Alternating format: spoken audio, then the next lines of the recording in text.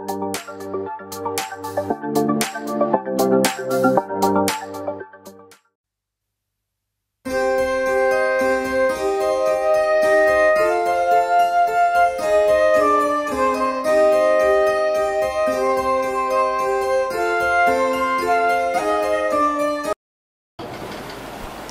सकाळी जे तुम्ही वचन ऐकत आहात, हे वचन तुमच्यासाठी जीवन असं आहे. आमेन. हालेलुया.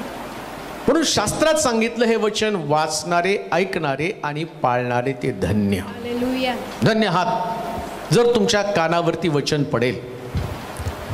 जर तुमच्या कानावरती वचन पडेल, वचन ऐकल्यानं तुम्ही आशीर्वादित होता. आशीर्वादासाठी तुम्हाला कोणी डोक्यावर हात ठेवण्याची गरज नाही. जर तुम्ही वचन ऐकलं, त्या वचनानंच तुम्ही आशीर्वादित झालेला आहात. तुम्हाला नवीन काही करण्याची गरज नाही.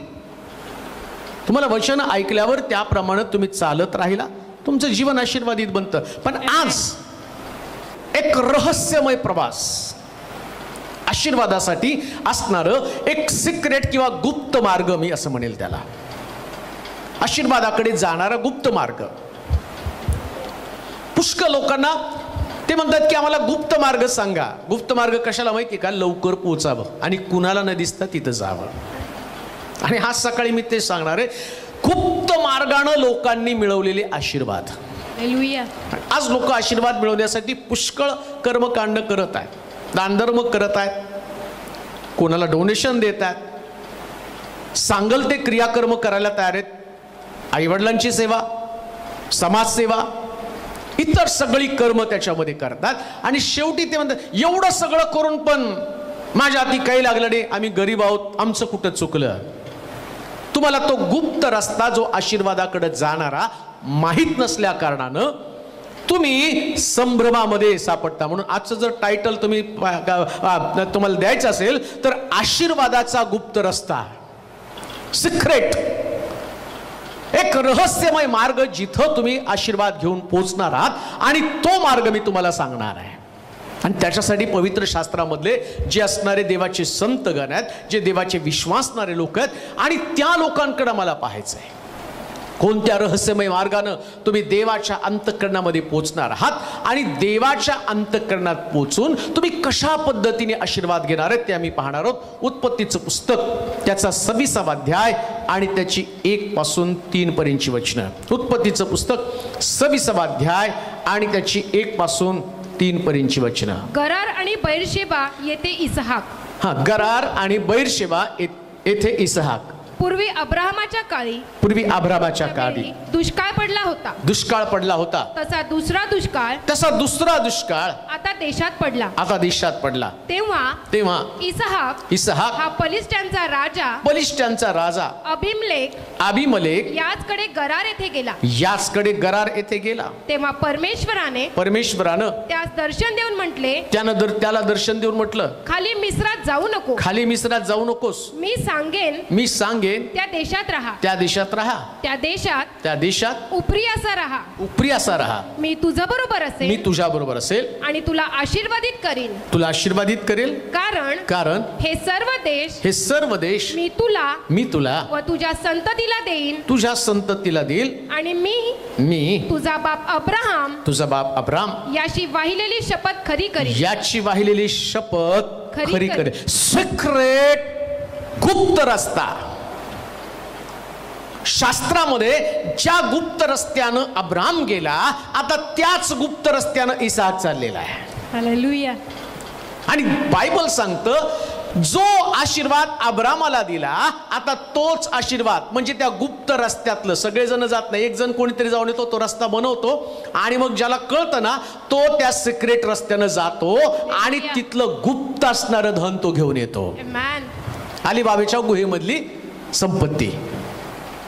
आता त्याच्याशी बायबलचा संबंध नाही, पण तुम्हाला ते समजेल. अलीबाबा 40 चोरानं सगळी संपत्ती आणली आणि त्या गुहेमध्ये लपून ठेवली, आणि मग ते अलीबाबाला समजली, आणि त्याला नाही कष्ट करावं लागलं. तसं अब्रामानं हे आशीर्वाद मिळवण्यासाठी त्याला कष्ट करावे लागलेत. आपल्या बापाचं घर, आपले गणगोत, आपले नातेवाईक, आपला देश, आपला व्यवसाय त्यानं सोडला आणि तो प्रभूच्या मार्गामध्ये चालला आणि हे सगळं संपत्ती कमवली आणि या सिक्रेट रस्त्यानं निघाला कोण? तर बायबल सांगतं इसाक. आणि इसाकाला आता आशीर्वाद मिळवण्यासाठी काही सोडावं लागणार नाही, पण देवानं दिलेल्या महत्वाच्या गोष्टी तो काय म्हटला? पहिलीच गोष्ट त्यानं सांगितलं, तुला तो अलीमलेखाकडे. वाचा बरं. पूर्वी अब्रामाच्या वेळी दुष्काळ पडला होता. दुष्काळ पडला होता. दुसरा दुष्काळ. तसा दुसरा दुष्काळ आता देशात पडला. आता देशात पडला. तेव्हा इसाक हा पलिष्ठांचा राजा अबीमेलेक. पलिष्ठांचा राजा अबीमेलेक याचकडे गरार येथे गेला. पहिलीच गोष्ट, दुष्काळ तर अब्रामाच्या काळात होता, दुष्काळ इसाकाच्या काळात होता. कमतरता अब्रामाच्या काळामध्ये, कमतरता इसाकाच्या काळामध्ये, आणि आता आमच्याकडे पण ती कमतरता आहे. आमच्याकडे पण आशीर्वाद नाही. पण आज सकाळी ते आशीर्वादाचं सिक्रेट रस्ता मी तुम्हाला सांगतो. पहिलीच गोष्ट, ते सिक्रेट काय शास्त्र सांगतो, तो अलीमलेखाकडे राहिला. जायचे का तुम्हाला त्या गुप्त रस्त्यानं? मग तुम्हाला भेट घ्यावी लागेल अलीमलेख.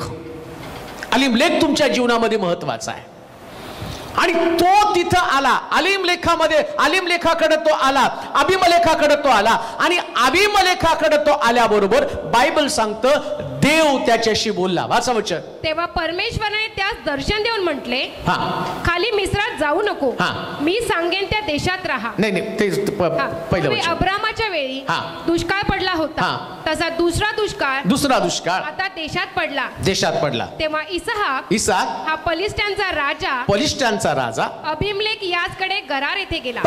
पहिलीच गोष्ट, आता त्याला माहित नाही हात निघाला कुठं आणि तो आला पलिष्ठांचा राजा, ज्याचं नाव अबीमेलेक. तिथं आल्याबरोबर देव त्याच्याशी बोलू लागला. हालेलुया. असं काय होतं या वास्तविक पाहता तिथे लिहिलं, तो पलिष्ठांचा राजा आहे आणि पलिष्ठांच्या राजाकडं अबीमेलेक आला आणि प्रभू त्याला दर्शन देऊन काय सांगतो? मी सांगतो त्या देशामध्ये तू उपरी बनून राहा. अबीमेलेक कडे आल्यावरच देव कसं काय बोलायला लागला? त्याचं कारण आहे. अबीमेलेक या शब्दांचा अर्थ जर तुम्ही त्याच्या पवित्र शास्त्रामध्ये अबीमेलेक या शब्दांचा अर्थ पाहिला तर त्याच्यात असं लिहिलं, राजाचा पिता. हालेलुया.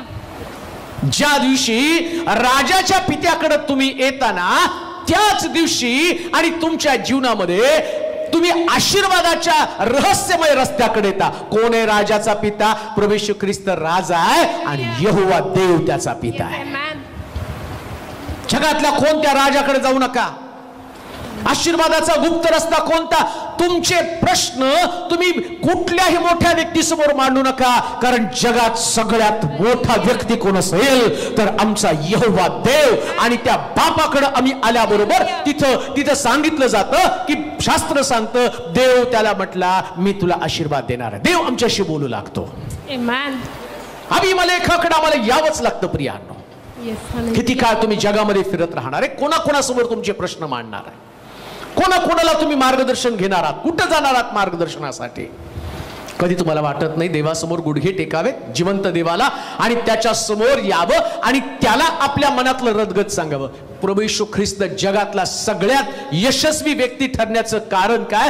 तो नेहमी म्हणायचा कोणताही चमत्कार करण्यापूर्वी प्रार्थनेच्या मध्ये त्याचा विषय काय होता?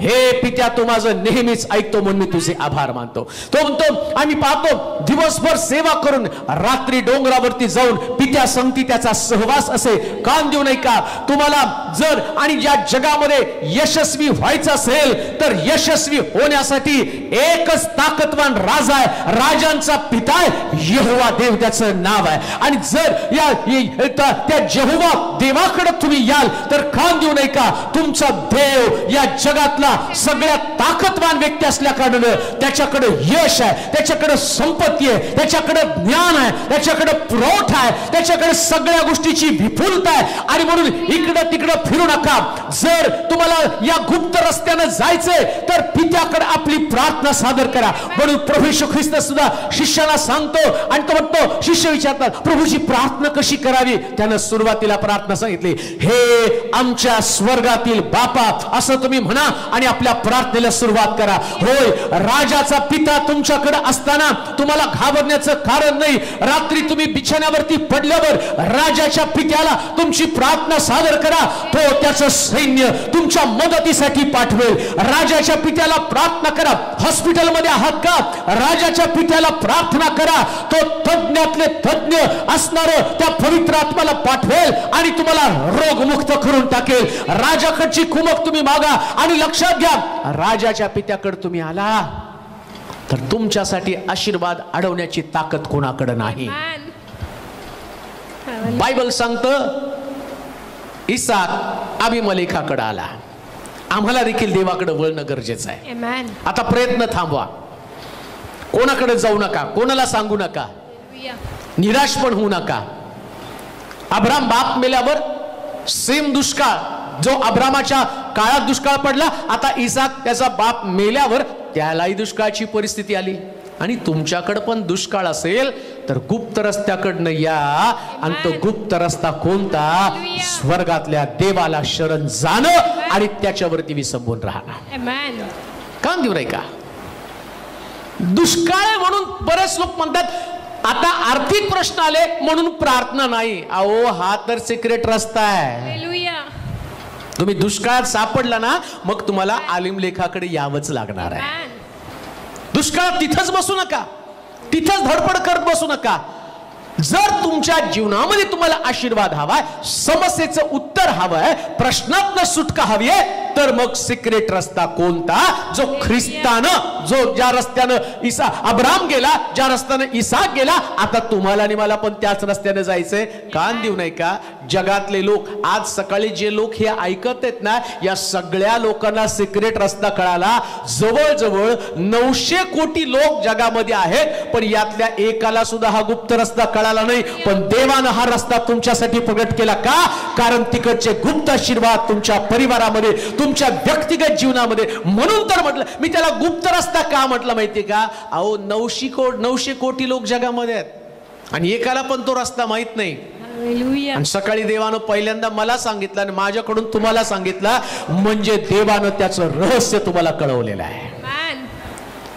आता दुष्काळ आहे, पण देव बोलतो मी तुझा दुष्काळ दूर करेल.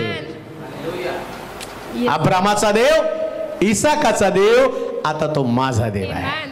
तुमच्याविषयी मला काही घेणं देणं नाही, पण आज सकाळी मी कबूल करत आहे, यहोवा देवामधले सगळे आशीर्वाद येशूच्या द्वारे मला प्राप्त होणार. का? कारण त्यानं मला तो सिक्रेट रस्ता दाखवला. म्हणून येशू म्हटला मी पित्याकडे जातो. त्यानं पण पिता दाखवला. मी जातो बापाच्या घरी आणि तुमच्यासाठी जागा तयार करतो. त्यानंही रस्ता दाखवला बापाचा. मी बापाकडे जातो. मर्यादेला हात लावेल, मला हात लावू नको पुनरुत्थानानंतर, मला माझ्या बापाकडे जायचंय. त्यानं रस्ता दाखवला, इसाकानं दाखवला, अब्रामानं दाखवला. आणि मग पहिलीच गोष्ट, तो आलिम लेखाकडे राहिला. हालेलुया. ज्याला गुप्त रस्त्यानं जायचं त्यानं देवामध्ये टिकून राहायचं. देवाला बिलगून राहायचं. काय पण होऊ द्या, आजारी पडा, भाकर खायला नसू द्या, परिवारामध्ये कोणी तुमची काळजी करणार नसू द्या, बिझनेस तुमचा फेल झालेला असू द्या, शरीरातले अवयव निकामी झालेले असू द्या, पण मात्र काही झालं तरी अबीमेलेखाला बिलगून राहा. कारण अबीमेलेख म्हणजे राजाचा बाप. हालेलुया. राजाचा बापच तुमचा आहे, मग तुम्हाला घाबरण्याचं कारण काय आहे? जेवढे राजे जगामध्ये आहेत ना, तुम्हाला असं वाटतं नाही शरीरातला सगळ्यात तज्ञ कोण? डॉक्टर आहे. तो स्पेशल डॉक्टर आहे, तो विशेष अनुभवी डॉक्टर आहे, म्हणजे तो राज आहे, तो त्या क्षेत्रातला राज आहे. कोणत्या क्षेत्रामधल्या? शरीरशास्त्राच्या क्षेत्रातला तो राज आहे. आणि माझा देव राजाचा बाप आहे.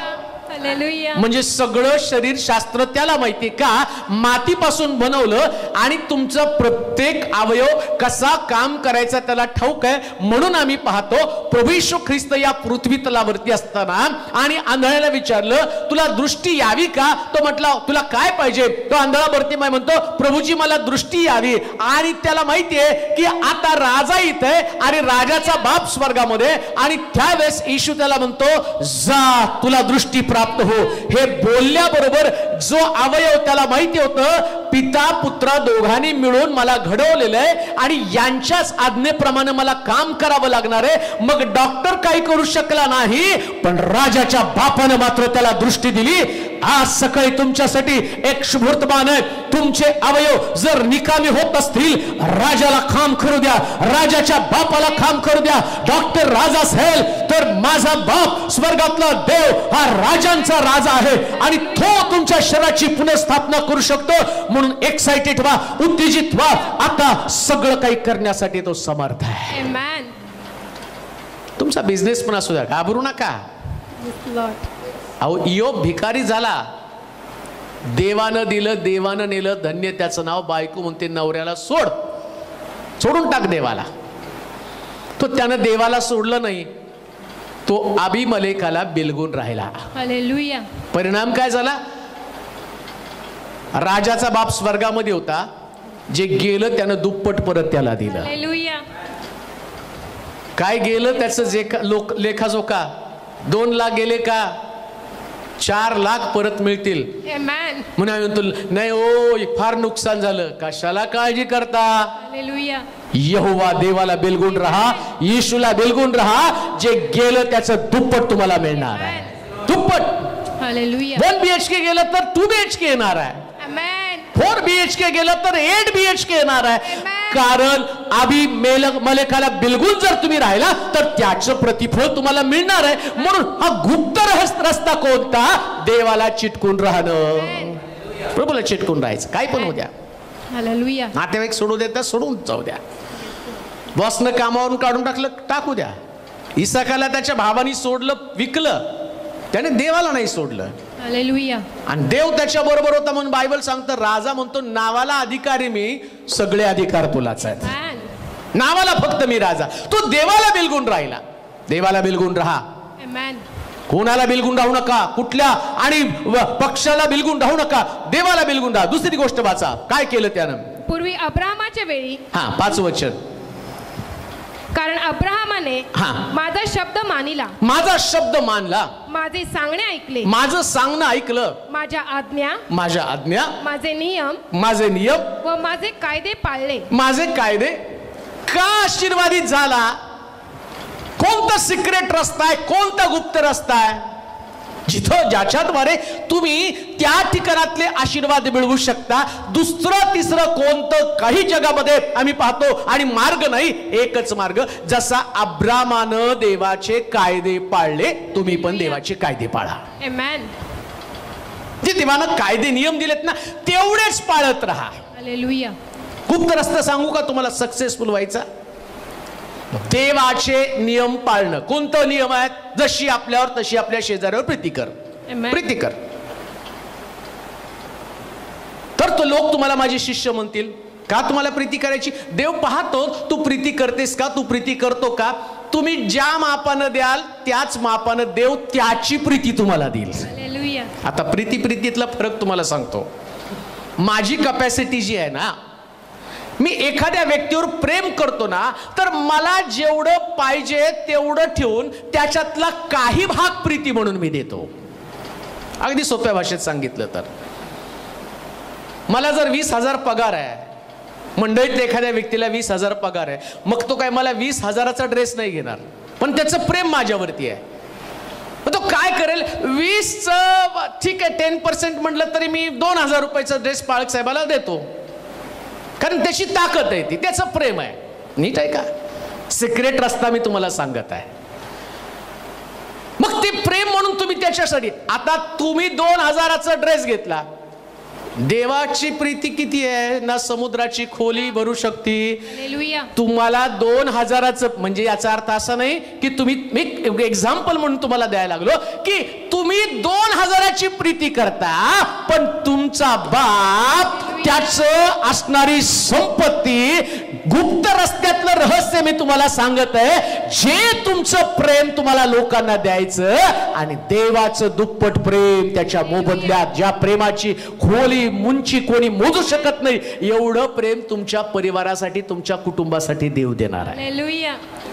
मग फक्त प्रार्थना तर प्रेम करायचं म्हणजे क्षमा तर करावी लागते. मग तुमची क्षमा किती? कुठं तरी त्यानं माझा अपमान केला एवढी क्षमा. असं काय तुमचं शेत नाही हिसकावलं का? तुमच्या घरावरती नांगर नाही फिरवला का? तुमच्या सगळ्या घराला काडी नाही लावली ना? तुम्हाला मारलं तेवढंच तुम्हाला प्रेम? अहो तुम्ही देवाचे एवढे अपराध केले म्हणतो, जसे मी आपल्या अपराधांची क्षमा करतो तसे तूही माझे अपराध क्षमा कर. म्हणजे प्रभूचं प्रेम, जी आज्ञा आहे आणि ती आज्ञा, तेवढी आज्ञा पाळली, आशीर्वादित झाला की हो. आज्ञा पाळायचं. काय आज्ञा पाळ? 6 दिवस श्रम कर, 7वा दिवस तुझा देव परमेश्वर याच्या प्रित्यर्थ पवित्र पाळ. 6 दिवस आशीर्वादित व्हायचे तर 1 दिवस देवाला द्यायचं. अहो हा गुप्त रस्ता आहे. हालेलुया. हा गुप्त रस्ता आहे. कोणता?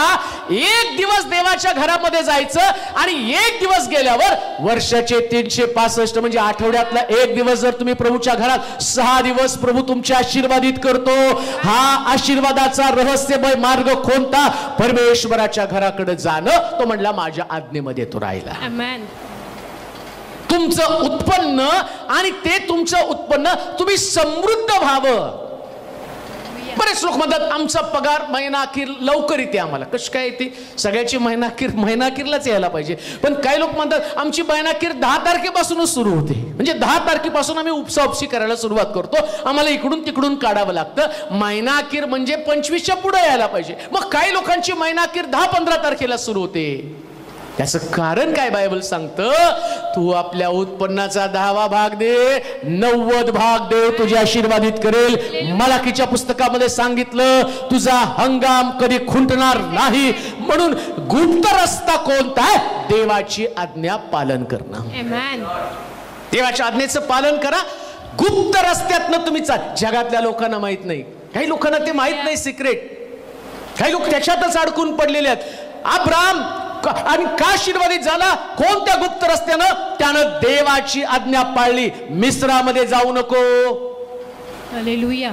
मिस्र म्हणजे पाप. जो व्यक्ती पापाकडे जातो तो कधीच आशीर्वादित होऊ शकत नाही. नीट ऐका. उधळ्या पुत्र बापाच्या घरामधनं बापाची आज्ञा मोडून आपल्या मित्रांबरोबर गेला, संपत्ती घेऊन गेला. बापाची इच्छा नव्हती त्यांनी जगामध्ये जावं. त्यानं बापाची आज्ञा मोडली. बापानं त्याला जाऊ दिलं. आदाम एदेन बागेमध्ये असताना देवानं त्याला आज्ञा दिली होती, सगळ्या झाडाचं फळ खा, मधल्या झाडाचं फळ खाऊ नको. ज्या दिवशी तू फळ खाशील त्या दिवशी तू मरशील. आणि मरणं म्हणजे बापाची संगती तोडणं, देवाचा सहवास नाकारणं. परिणाम काय झाला? आज्ञा मोडली. बापानं त्याला त्या एदेन बागेतनं बाहेर काढलं आणि हाकलून दिलं त्याला तिथून. उधळ्या पुत्र सुद्धा त्याच्या बापापासून दूर गेला. परिणाम काय झालं? त्यानं आज्ञा मोडली आणि शास्त्र सांगतं तो उद्ध्वस्त झाला. पुन्हा बापाकडे आल्यावर बापाने त्याला पुन्हा त्याचं संतान होण्याचा अधिकार दिला. थोडक्यामध्ये आज्ञा टिकवणं फार महत्वाचं आहे. जो व्यक्ती देवाच्या आज्ञेमध्ये राहतो तो आशीर्वादाच्या रस्त्यावरती आहे. आता आज तुमच्याकडे कमी आहे ना, काळजी करू नका. कुणी तुमचा द्वेष करतं, तुम्ही त्यांच्यावर प्रेम करता, तुम्ही देवाची आज्ञा पाळता आणि तिकडे प्रभू म्हणतो याला देऊ भरपूर, मागण्याच्या पलीकडे मी त्याला देईल. एवढं पैसा देवाकडे, सगळ्या जगातलं जरी प्रॉपर्टी एकत्र केली. आता अमेरिका लॉकडाऊन झाल्यावर एकेकाला 75 हजार महिन्याला ती देत होती. आमच्याकडे 2000 द्यायची मारामार. कुणाच्या खात्यावर जमा झाले नाहीच तर आड्यात नाही तर पोऱ्यात कुठनं.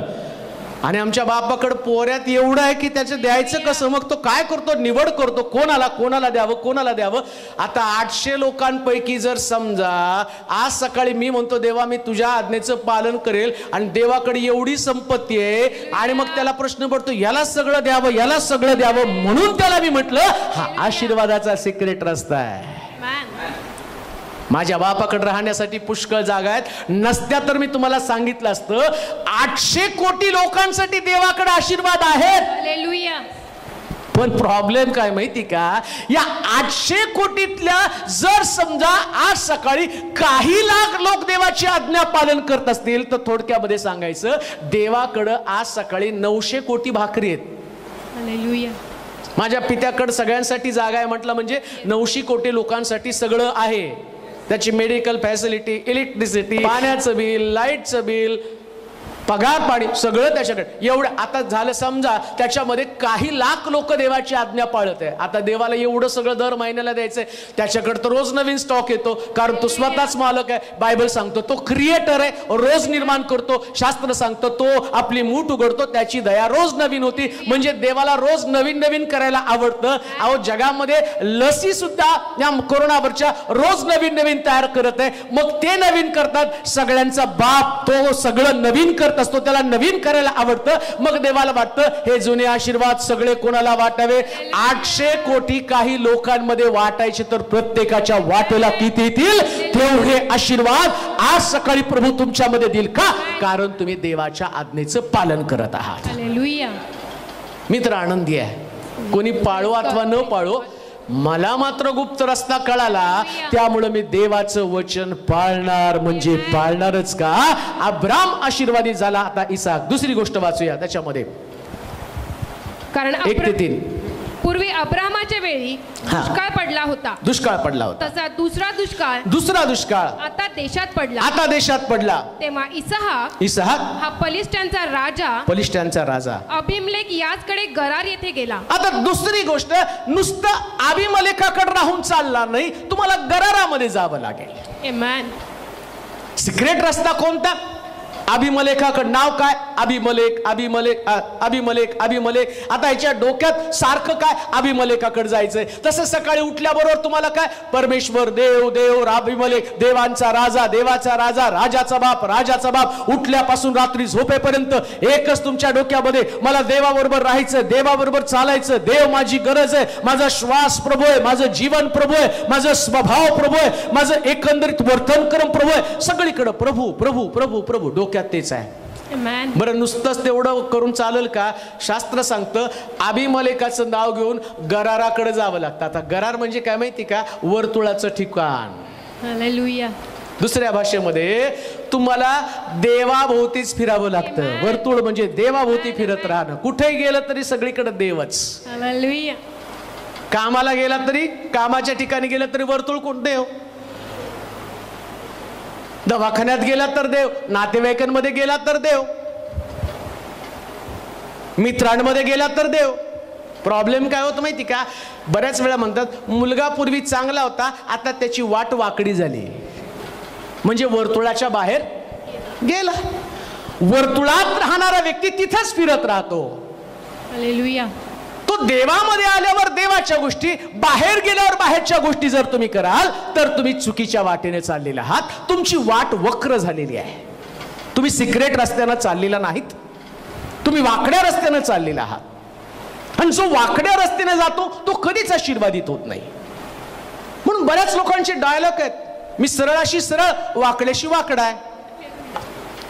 तू गुप्त रस्त्यापासून वाट बघलेला आहे. मग बरेच लोक म्हणतात एवढी प्रार्थना केली हो, अहो पण वाकडा वागला ना तुम्ही, वर्तुळाच्या बाहेर गेला ना, वक्र रस्त्याने गेला, चुकीच्या मार्गाने गेला, वाटेला तुम्ही सोडलेला आहे. तो म्हणतो वाटेमध्ये कोणतं? एका गालात मारली, दुसरा गाल पुढं कर, पण तुमची वाट तर चुकीची आहे. तुम्ही म्हणता ईट का जवाब पत्थर से. मग वाट तर चुकलेली, आशीर्वाद कसा मिळणार आहे? आशीर्वाद मिळण्यासाठी ज्याप्रमाणे पाहतो, दावीद जरी शौल त्याच्या मागे लागला, पण दाविदानं आपलं हत्यार शौला विरुद्ध चालवलं नाही, म्हणून तो आशीर्वादित झाला. Praise God. तो देवामध्येच राहिला. शौलाला एका व्यक्तीनं मारलं तर तो म्हटलं तू शौलाला मारलं, अभिषिक्ता विरुद्ध हात चालवला. तो म्हणतो याला मारून टाका, का? कारण याने अभिषिक्ताच्या विरुद्धामध्ये हात चालवलेला आहे. त्यानं नाही वाट वाकडी केलेली आहे. वर्तुळात राहा. आमेन. देवाच्या अवतीभोवती फिरणारं तुमचं जीवन असू द्या. हालेलुया. कोणत्याही परिस्थितीमध्ये देवाची संगती एक क्षण सुद्धा सोडू नका. एक क्षण सुद्धा. या वर्तुळाच्या बाहेर जर तुम्ही गेला ना, बायबल सांगतं जो कुंपण तोडतो त्याला सर्प डसतो. कुंपण तोडू नका, वर्तुळामध्ये राहा. गरार म्हणजे वर्तुळ, केंद्रबिंदू तुम्ही असाल तर तुमच्या अवतीभोवती फक्त देव, तिथून तुम्हाला फिरलं पाहिजे, वर्तुळातच फिरलं पाहिजे, देवाभोवती जीवन असलं पाहिजे. हालेलुया.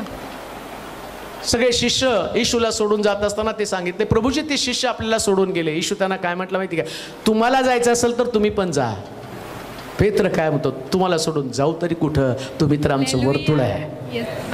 कुठं जाणार आहे प्रभूजी, सुरक्षित आता कुठं नाही. पहा, देवामध्ये आल्यावर खूप आशीर्वाद मिळतात. एक मनुष्य यरुशलेम सोडून जात असताना लुटारूच्या हाती सापडला. वर्तुळ सोडलं की लुटारू टपलेला आहे तुमचे आशीर्वाद काढून घेण्यासाठी. बायबल सांगतं की त्यानं त्याची वस्त्र काढून घेतली. नीट आहे का, मी सिक्रेट गुप्त रस्ता सांगते, या गुप्त रस्त्यानं तुम्ही देवाच्या आशीर्वादापर्यंत पोहोचणार आहात. त्याच्याकडे वस्त्र होती. आणि काय झालं माहिती का, लुटारून पहिले याची वस्त्र काढून घेतली. वस्त्र म्हणजे तुमचं राहणीमान आहे, तुमचं स्टँडर्ड आहे. एखाद्या व्यक्तीला ओळखायचं कसं, त्याच्या वस्त्रावरून. त्याचं वस्त्र बघितलं की तुम्हाला कळतं तो श्रीमंत आहे का गरीब आहे. आणि म्हणून एखादा पगडी घातलेला किंवा टोपी घातलेल्या माणसाला तुम्ही कधी खुर्ची देत नाही, पण एखादा सूट बूट टाय घालून बूट आणि चांगले अप टू डेट कपडे घालून त्याला इथं बसा, इथं बसा, कारण तुम्हाला वाटतं तो श्रीमंत आहे. आणि त्याच्या काही तुम्ही पाकिटात जाऊन बघत नाही तुम्ही श्रीमंत आहात, तो श्रीमंत आहे का, फक्त त्याचे कपडे. म्हणून हेच कपडे घालून चोऱ्या करणारे लोक सापडतात, तुम्ही त्याला ओळखत नाही, कारण तुम्ही कपड्यावर जाता. नेमकं मला तुम्हाला काय सांगायचंय माहिती का, वर्तुळ सोडलं, हा लुसिफर जो चोर आहे, चोर येतो चोरी घात व नाश करण्यासाठी. एकदा का वर्तुळ सोडलं की तो तुमची वस्त्र म्हणजे तुमची श्रीमंतीच काढून घेतो. म्हणून आम्ही पाहतो, आदामानं देवाची आज्ञा मोडली आणि त्याला कळालं मी नग्न आहे.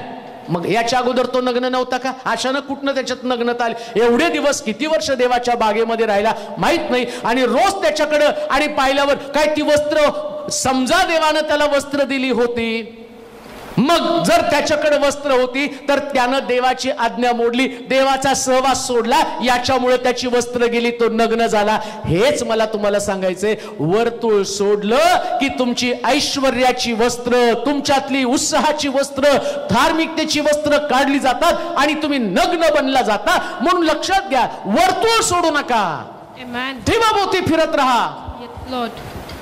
देवामध्ये तुमचं जीवन सुरक्षित आहे, प्रभूमध्ये तुमचा आनंद आहे, प्रभूमध्ये तुमची सुरक्षा आहे. म्हणून तो आम्ही पाहतो, देवाच्या सहभागितेमध्येच आम्हाला गोल गोल फिरला पाहिजे, सतत देवाच्या भोवती फिरायचं. लेकरं तुम्ही बघितली ना, ती लहान लेकरं जे असतात ना, सतत त्याच्या पदराला धरून शेवटी तिला मारावं लागतं. सोड, स्वयंपाक करताना तिच्या बरोबर, आंघोळीला गेली तर तिच्या दारावरती टकटक करत राहतात ती लेकरं, जात नाही ती. अरे बाबा मला आंघोळ तर करू दे. शेवटी तिला काय करावं लागतं, त्याला झोपी घालून मग तिला आंघोळ करावी लागते, कारण लेकरू आईला सोडत नाही.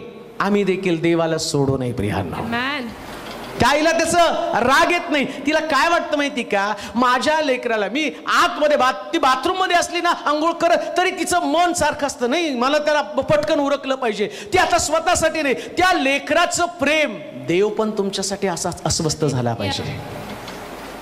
एवढं तुमच्याविषयी देवाला आकर्षण वाटलं पाहिजे ना, इतकं तुम्ही देवाला त्या वर्तुळामध्ये घेतलं पाहिजे. देवाला तुमच्याशिवाय एक सेकंद सुद्धा करमता कामा नये.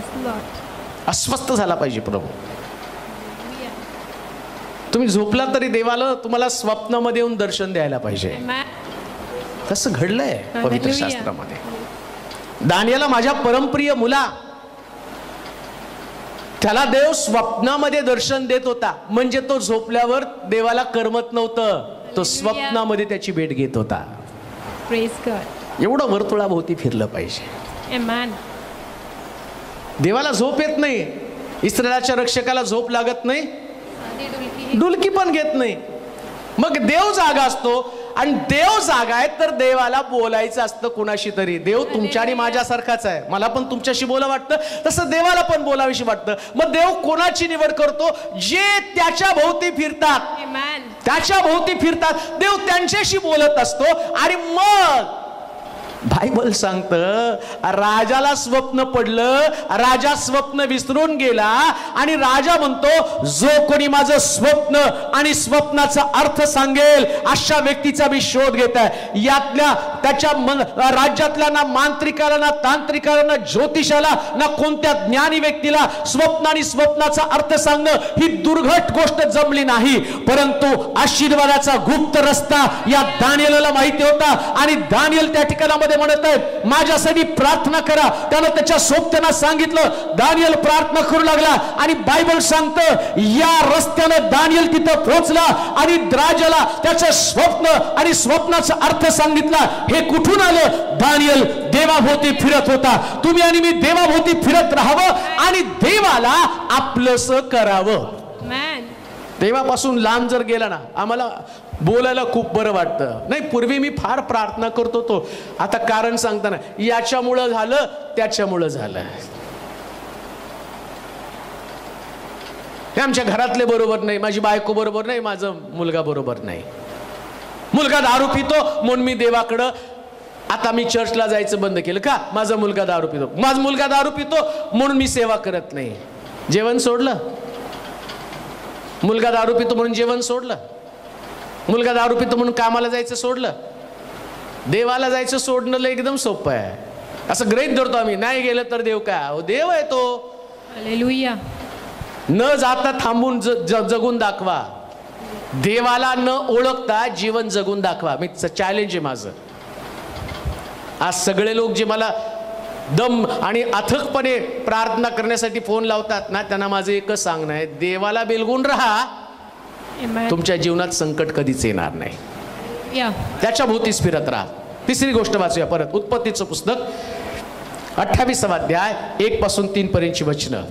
उत्पत्तीचं पुस्तक 28 अध्याय 1 पासून 3 पर्यंतचं वचन. तेव्हा इसाकानं याकोबास बोलावून आशीर्वाद दिला आणि बजावून सांगितलं की कनानी मुलींपैकी कोणी बायको करू नकोस. तर उठ पदन आराम येते तुझ्या आईचा बाप बतुवेल. पदन आराम येथे तुझ्या आईचा बाप बतुवेल याच्या घरी जा व तुझा मामा लाबान याच्या मुलींपैकी बायको कर. सर्व समर्थ देव तुला आशीर्वाद देव तुला फलद्रूप करून तुझी वंशवृद्धी अशी करो की तुझ्यापासून राष्ट्र समुदाय उद्भव. काय परत वाचा वचन, पहिलं वचन. तेव्हा इसाकानं याकोबास बोलावून आशीर्वाद दिला आणि बजावून सांगितले की पहिला आशीर्वाद कोणी मिळवला? अब्राम. पहिला कोण होत? अब्राम. दुसरा कोण? इसाक. आता इसाक सांगतो याकोबाला, मी तुला गुप्त रस्ता दाखवतो. हालेलुया. म्हणून फार सुंदर सांगितलं तिथं. काय सांगितलं माहिती का? ज्याला गुप्त रस्ता माहितीये तोच सांगणार ना. इथं एक वाट आहे, त्या वाटेने गेला ना तुला बरोबर ते सापडेल, नाही तर मग फिरत राहणार इकडं तिकडं. पण ज्यांनी दाखवलं त्या मार्गाने जाऊया. मग इकडे इसाक याकोबाला बोलवतो, इकडे एक मला सिक्रेट रस्ता माहिती बरं का, ज्या ठिकाणात तिथं लिहिलं आशीर्वाद देव तुला आशीर्वाद देईल. वाच परत. तेव्हा इसाकाने याकोबास बोलावून आशीर्वाद दिला आणि बजावून सांगितले की, बजावून म्हणजे याच मार्गाने जायचं. काय बजावून सांगितलं?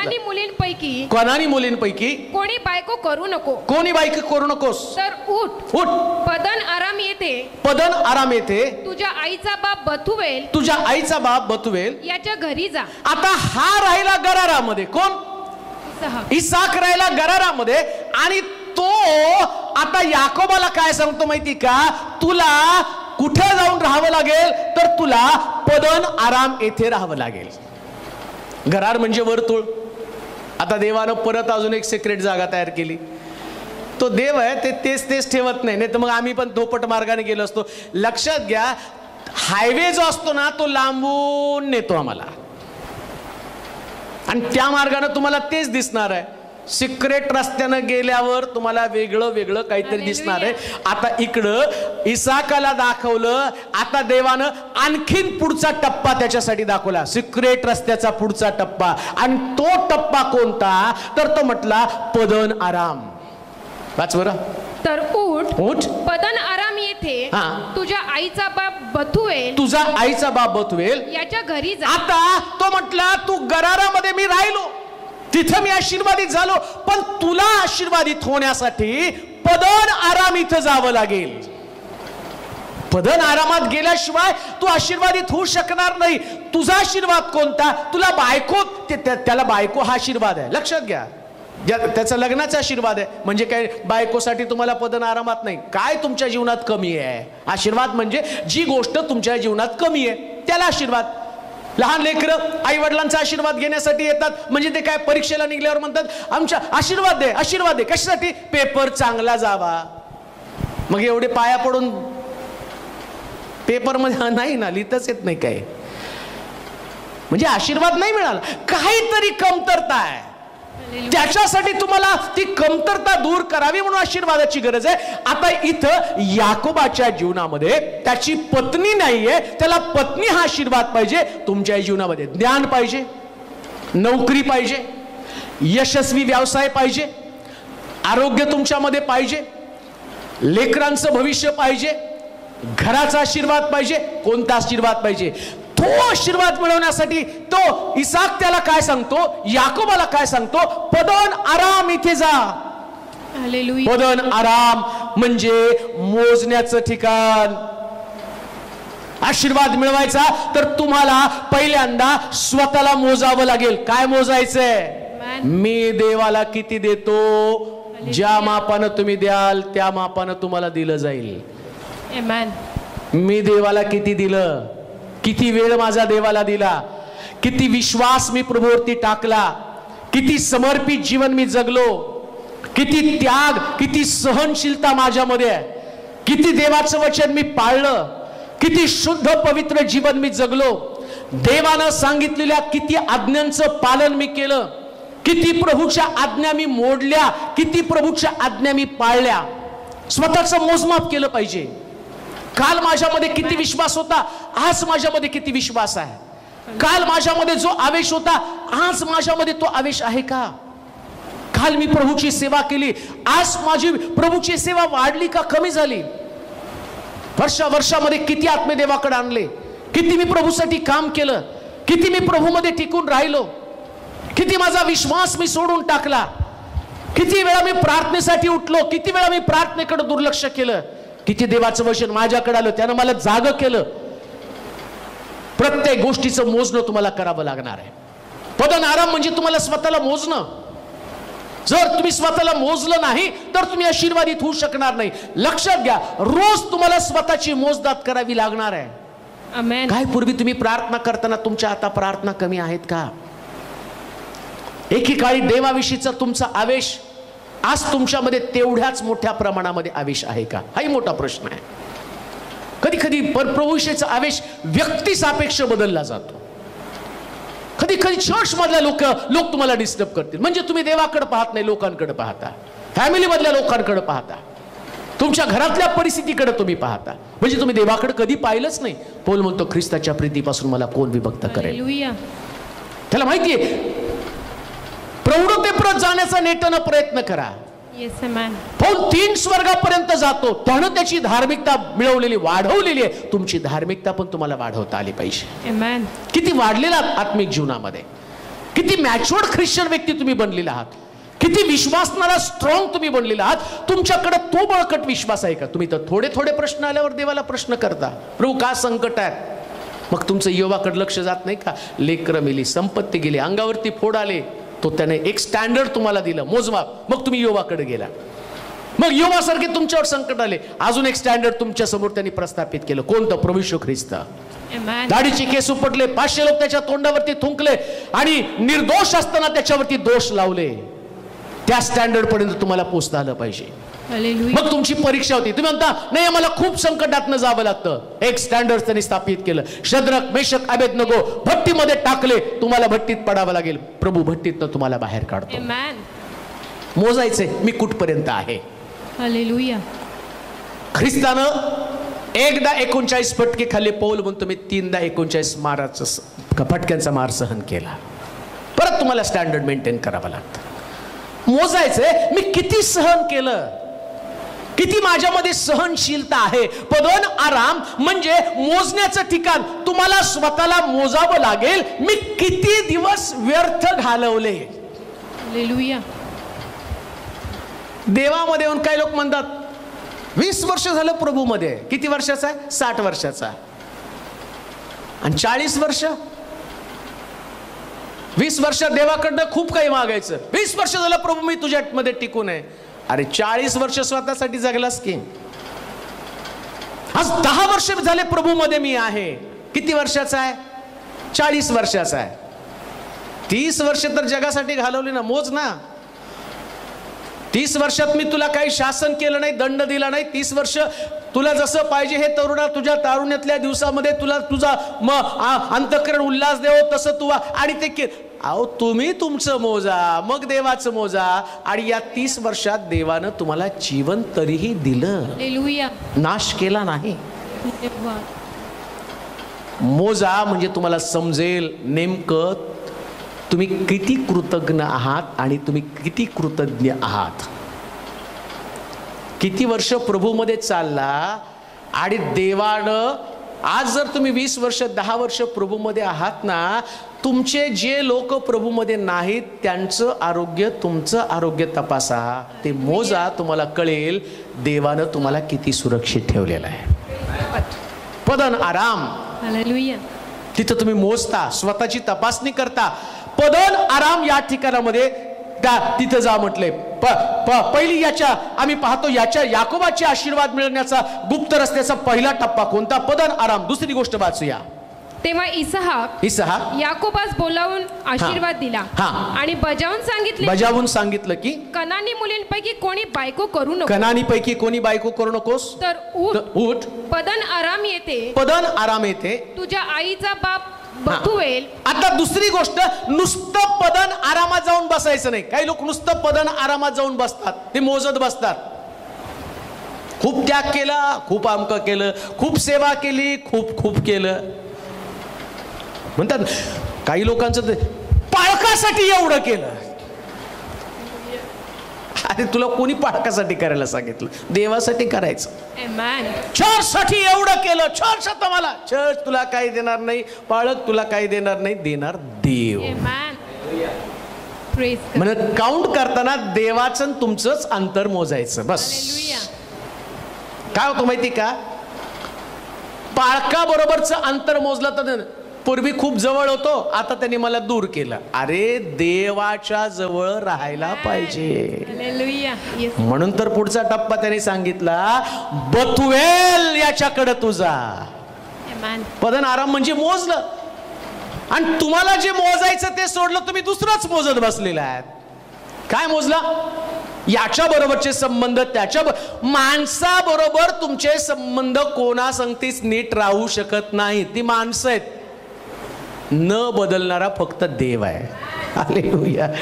माणसं बदलतात, तो बदलू द्या, त्यांचा स्वभाव आहे.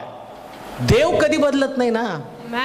म्हणून त्याच्याशी तुमचे संबंध, आणि लक्षात घ्या, देवाशी ज्याचे संबंध नीट आहेत त्याचे माणसांबरोबर पण संबंध नीट आहेत. होय, एकदम इझी आहे.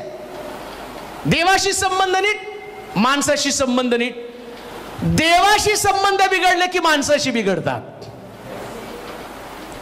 कारण प्रभू तुम्हाला सगळ्यांशी समेट करायला शिकवतो. मग तुम्ही देवामध्ये आहात, तुमचे संबंध सगळ्याबरोबर नीट राहतात.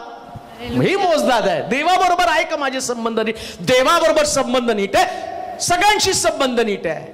म्हणून आम्ही पाहतो दानियल भाग्यास का चढला? राजानं त्याला सिंहाच्या गुहेमध्ये टाकलं म्हणून राजावर त्यांनी खुन्नस नाही धरली, तो देवाबरोबर राहिला. मग दानियलला सिंहाच्या गुहेतनं बाहेर काढल्याबरोबर राजा काय म्हणतो माहिती का? दानियलाचा देव हा खरा देव आहे. आणि बायबल सांगतं देवाने त्याला भाग्यास चढवलं. का? कारण तो देवाला सोडणारा व्यक्ती नव्हता. आता तो म्हटला बतुएलाच्या घरी राहा. बतुएल म्हणजे काय माहिती का? बतुएल म्हणजे देवाचं निवासस्थान. आशीर्वाद देवाच्या घरात आल्याशिवाय कोणालाच मिळू शकत नाही. बोतवेलाच्याच घरात जावं लागेल. घरात बसून मी, माझा नवरा, माझी बायको, माझे लेकरं, माझी सासू, माझी सून, आता सध्या परिस्थिती आहे म्हणून घरी करा प्रार्थना. पण आता देव ती पण मला वाटतं लॉकडाऊन त्याने 5-6 महिने त्याच्यासाठीच दिलेला आहे. 5-6 महिन्यात लोकांना सवय काय, 5-6 महिन्यात घरी चर्च घेतलं ना, आता परत घरीच बसू आणि चर्चला सवय. देव पाहतो सगळं परिस्थिती. 5-6 महिन्यामध्ये आता काय काय. बरं मला हे सांगा, किती लोक ऑनलाईन आहेत चर्चमध्ये आत्ता तरी? या वेळेला मला सांगू दे, चर्चमध्ये आत्ता जर चर्च चालू असतं किती 40 आहेत आणि चर्च चालू असल्यावर 500 लोक आहेत. मग आता गेले कुठं?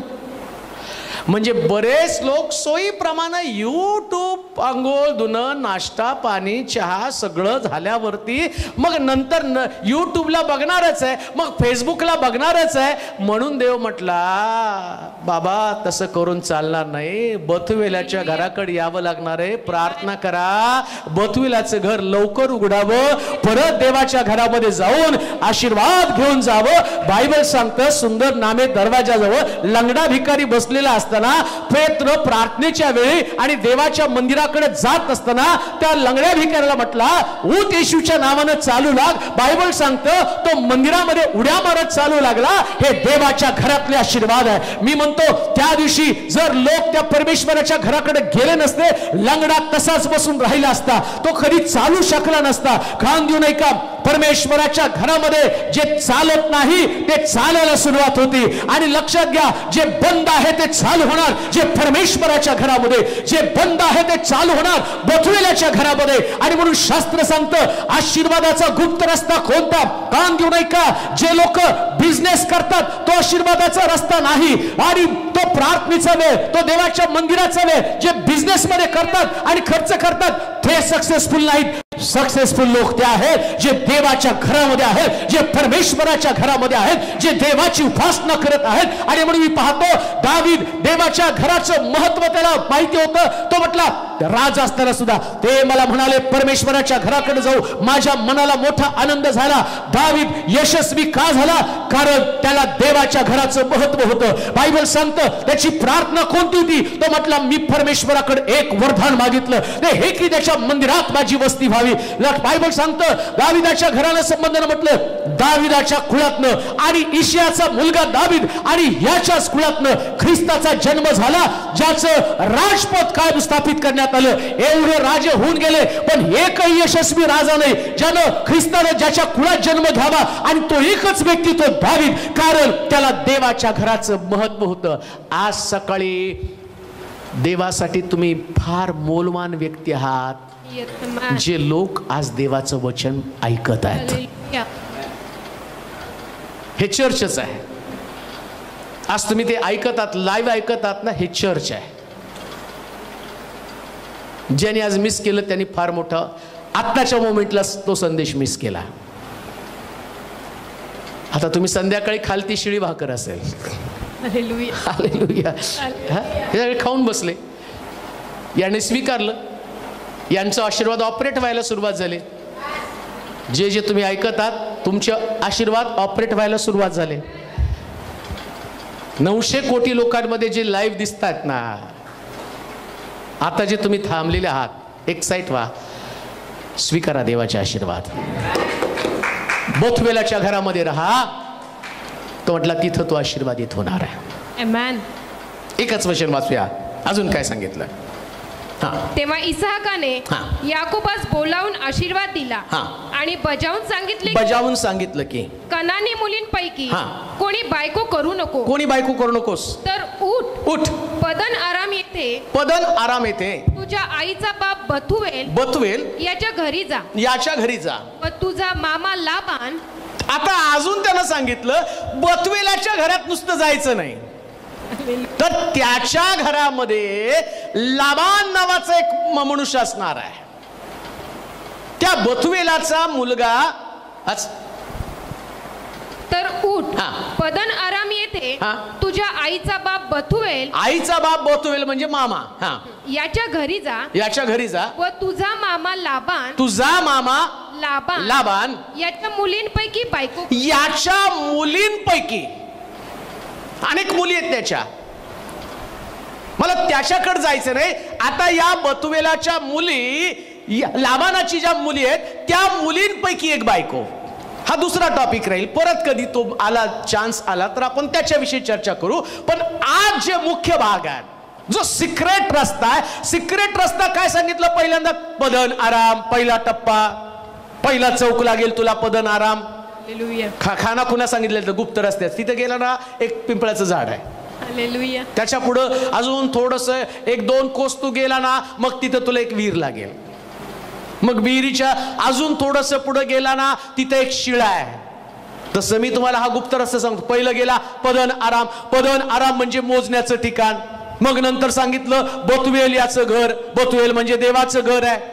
आता तिसरी गोष्ट त्याने सांगितलं, बथुएलाच्या घरामध्ये लाबानाच्या कन्या आहेत आणि त्या कन्येपैकी एकीशी तुला लग्न करावं लागेल, त्याच्याशी संबंध तुला जोडावे लागेल. कुणाशी? लाबानाशी संबंध जोडायचे. लग्न करणं म्हणजे संबंध प्रस्थापित करणं, लग्न म्हणजे संबंध, नाते संबंध.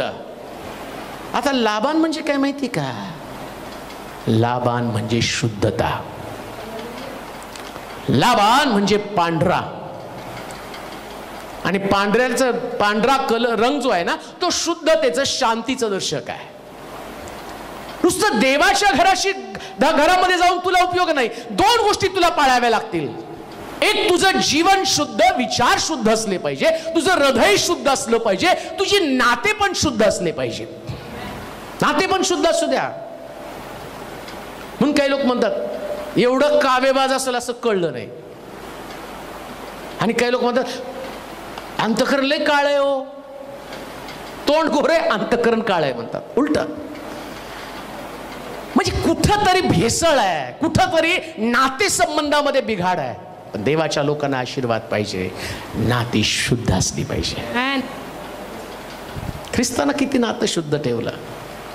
ते थुंकले, त्यांनी दगडमार केला, वेतानं मारलं, पाठ सोलून काढली, त्याची शुद्धता काय? तेव्हाही ज्यावेळेस तो वधस्तंभावर नव्हता तेव्हाही त्याचं एकच वाक्य होतं, जा तुझ्या पापांची क्षमा झाली. आणि आता वधस्तंभावर असताना तेच वाक्य, हे बापा यांना क्षमा कर. याच्या अगोदर या लोकांनी पाप केलं, ख्रिस्त जिवंत असताना, वधस्तंभी नसताना पाप केलं. त्या पापाच्या क्षमाचा अधिकार येशूला होता. पण ख्रिस्ताला वधस्तंभी दिल्यावर यांनी देवाचा अपराध केला, निर्दोष व्यक्तीला वधस्तंभी दिलं, आणि त्याचा दंड देव त्यांना देणार होता. पण नातेसंबंध किती सुंदर, स्वच्छ आहे, शुद्ध आहे. हे बाप्पा यांना क्षमा कर. हे काय करतात ते त्यांना कळत नाही. याला नातेसंबंधातली शुद्धता म्हटलेलं आहे. एक व्यक्ती तुमच्या विरोधामध्ये जर जात असेल ना, तो काय करतो ते त्याला कळत नाही, म्हणून तुम्हाला त्याच्यासाठी देवाकडे क्षमा मागायची. आमचं उलट असतं. त्याने काय केलं की आम्ही देवा त्याला दाखवून दे, तू माझा देव आहे. अरे धमकी झाली. म्हणतो ना ते अमका माहितीये का, मी त्याचा माणूस आहे. अरे धमकी झाली. शांती करणारे ते धन्य, कारण त्यांना देवाची मुलं म्हणतील.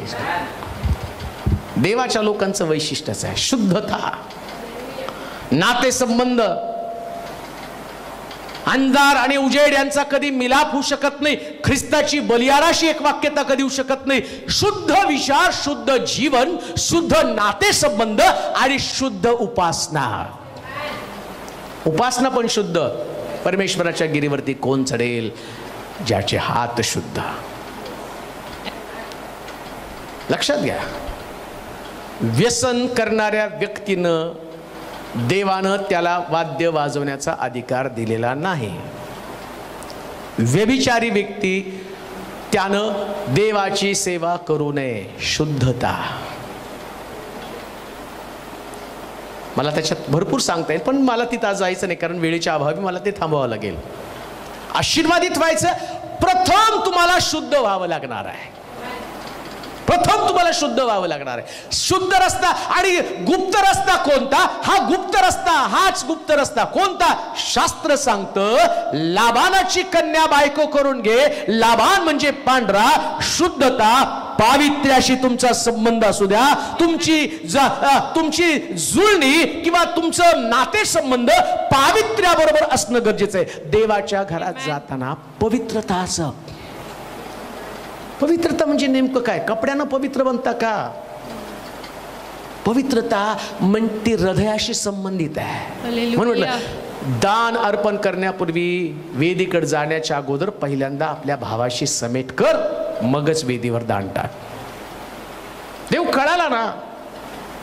मंत्र मी पाहतो मोशे त्या पर्वतावर देव त्याच्याशी बोलत असताना देवानं मोशेला सांगितलं इस्रायल लोकांना सांग सगळ्यांनी आपापल्या तंबूच्या बाहेर दाराशी येऊन थांबायचंय आणि मी पर्वतावरून मोशेशी बोलणार आहे. आणि काय म्हटला? मी बोलताना, नीट ऐका, मी बोलताना कोणत्याही पशुनं, कोणत्याही मनुष्यानं या पर्वताजवळ येऊ नये ज्या पर्वतावर मी उभा आहे. जर एखाद्या पशुनं, एखाद्या पक्षानं, एखाद्या मनुष्यानं या पर्वताच्या जवळ तो आला आणि त्याचा स्पर्श त्या पर्वताला झाला तर तो मनुष्य, तो पशु, तो पक्षी तिथंच मरणार आहे.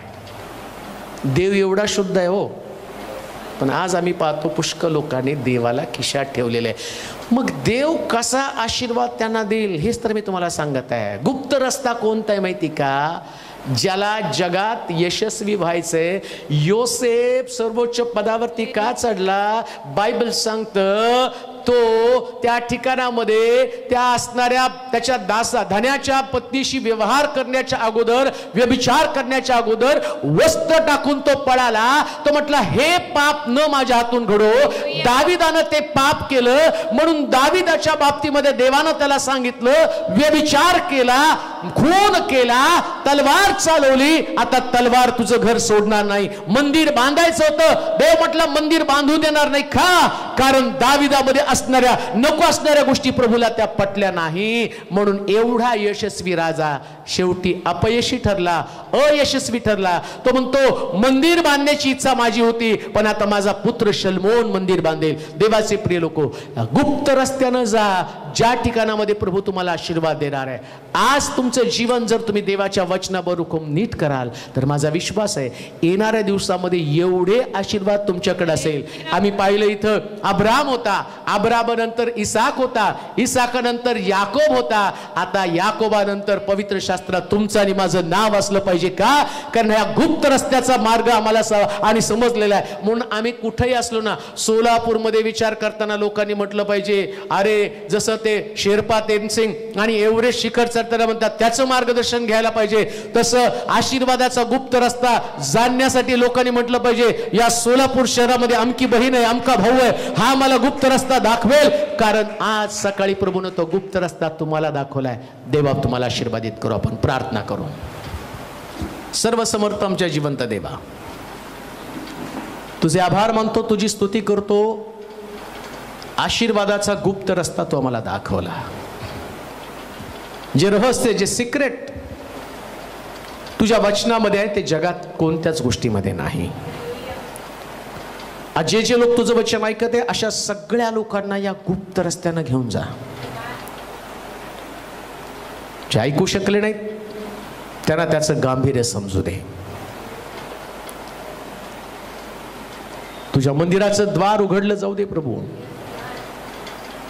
हरणी जशी पाण्याच्या प्रवाहासाठी लुळपते तसा आमचा देव, आमचा जीव तुझ्यासाठी ताणेला झालेला आहे.